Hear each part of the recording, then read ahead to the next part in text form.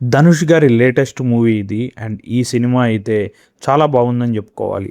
ఎందుకంటే దీంట్లో రకరకాలటువంటి ఎమోషన్స్ కానీ, బ్యాంక్ రాబరీ, అదేవిధంగా 1991లో బ్యాంకుల వాళ్ళు రైతుల్ని ఎలా ఇబ్బంది పెట్టారు, రకరకాల ఎమోషన్స్ ఇవన్నీ చూపించడం జరిగింది. ఇంకా ఈ స్టోరీలోకి వెళ్ళిపోతే హీరో అయితే ఒక దొంగ. ఆయన తన లాస్ట్ దొంగతనం చేస్తానని చెప్పేసి దొంగతనానికి అయితే వెళ్తాడు. వెళ్ళిన తర్వాత అక్కడైతే దొరికిపోతాడనమాట పోలీసులకి. అప్పుడు పోలీసులు అయితే ఇంకా హీరోని అయితే ఇష్టం వచ్చినట్టు కొడతారనమాట. సో దాని తర్వాత దొంగతనాలు ఆపేసి హీరోయిన్ని పెళ్లి చేసుకుని వాళ్ళ ఊరికైతే వెళ్తాడు. వాళ్ళ ఊరికి వెళ్ళి వాళ్ళ నాన్నని కొంత డబ్బులు అడిగి వ్యాపారం చేసుకుంటానని చెప్పేసి నాకు పొలం అమ్మేమో అని అయితే చెప్తాడనమాట. బట్ వాళ్ళ నాన్నగారు అయితే దానికి ఒప్పుకోరు. ఎందుకంటే అప్పటికే ఊర్లో ఒక ప్రాబ్లం ఉంటుంది. రైతులందరూ కూడా బ్యాంకుల వాళ్ళ దగ్గర అప్పులు తీసుకుని ట్రాక్టర్లు ఇవన్నీ కొంటారనమాట. కొన్ని అవన్నీ కట్టలేక హీరో వాళ్ళ నాన్న చెప్పిన దాని ప్రకారం నడుచుకుంటూ ఉంటారు, ఉద్యమాలు చేస్తూ ఉంటారు. కానీ ఇదంతా ఫస్ట్ హాఫ్లో జరుగుతూ ఉంటుందన్నమాట. ఫస్ట్ 45 మినిట్స్ అయితే చాలా స్లోగా ఉంటుంది. ఎందుకంటే ఇక్కడ డైరెక్టర్ స్టోరీని ఎస్టాబ్లిష్ చేయడానికి, అదేవిధంగా క్యారెక్టర్స్ని ఎస్టాబ్లిష్ చేయడానికి టైం అయితే తీసుకున్నారన్నమాట. ఎప్పుడైతే ప్రీ ఇంటర్వెల్ వస్తుందో అప్పటి నుంచి అయితే సినిమా ఒక హై అందుకుంటుందన్నమాట. ఒక రేంజ్లో ఉంటుంది. అప్పటి నుంచి ఇంకా హీరో దొంగతనాలు చేయడం స్టార్ట్ చేస్తాడనమాట.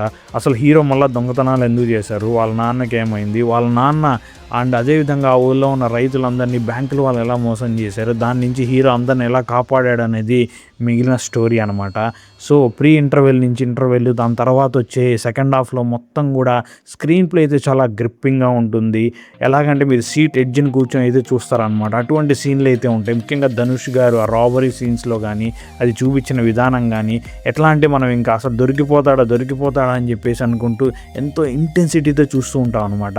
అండ్ ఈ సినిమాలో చేసిన ధనుష్ గారు, అదేవిధంగా జయరామ్ గారు, ఆయన ఒక బ్యాంక్ మేనేజర్ క్యారెక్టర్ అయితే చేయడం జరిగిందనమాట. సో ఆయన కూడా అద్భుతంగా నటించారనమాట. సో ఒక కన్నింగ్ ఫేస్తో ఆయన నటించడం జరిగింది. అదేవిధంగా మలయాళం యాక్టర్ సూరజ్, ఆయన ఒక మెయిన్ క్యారెక్టర్ అయితే చేశారు.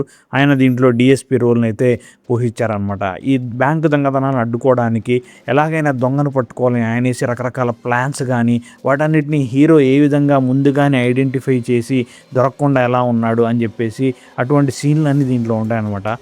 మొత్తం సెకండ్ హాఫ్లో ఉంటుంది. సో ప్రీ ఇంటర్వెల్ నుంచి క్లైమాక్స్ వరకు ఒక అద్భుతమైన సినిమాని అయితే మీరు చూస్తారనమాట. సో నేను చూసిన దానికి ఇది చాలా వర్త్ అనిపించింది అనమాట నా సినిమా. అండ్ దీంట్లో కూడా ఫాదర్ అండ్ సన్ ఎమోషన్ అయితే ఉంది. ధనుష్ గారు ఈ మధ్య ఫాదర్ అండ్ సన్ ఎమోషన్తో రకరకాల సినిమాలు అయితే చేస్తున్నారు. అండ్ దీంట్లో కూడా దాన్ని పెట్టడం జరిగిందనమాట. అండ్ ఈ సినిమాలో అయితే యాక్ట్ చేసిన ప్రతి ఒక్కళ్ళు ఎంతో అద్భుతంగా అయితే యాక్ట్ చేశారు. అండ్ హీరోయిన్కి మమితా బైజుకి అయితే పెద్ద క్యారెక్టర్ ఏం లేదని చెప్పుకోవచ్చు అనమాట. సో ఈవెన్ బ్యాక్గ్రౌండ్ స్కోర్ కూడా చాలా బాగానే ఉంది. ముఖ్యంగా ఆ రాబరీ సీన్స్లో వచ్చే బ్యాక్గ్రౌండ్ స్కోర్ అనేది చాలా బాగుందనమాట. సో నాకైతే ఈ సినిమా చాలా బాగా నచ్చింది. ధనుష్ గారు డిఫరెంట్ స్క్రిప్ట్లను అయితే ఎంచుకుంటూ ముందుకెళ్తూ ఉన్నారు. తన ఫాలోయింగ్ని అయితే పెంచుకుంటున్నారు, హిట్ పర్సెంటేజ్ పెంచుకున్నారు అనిపించింది అనమాట.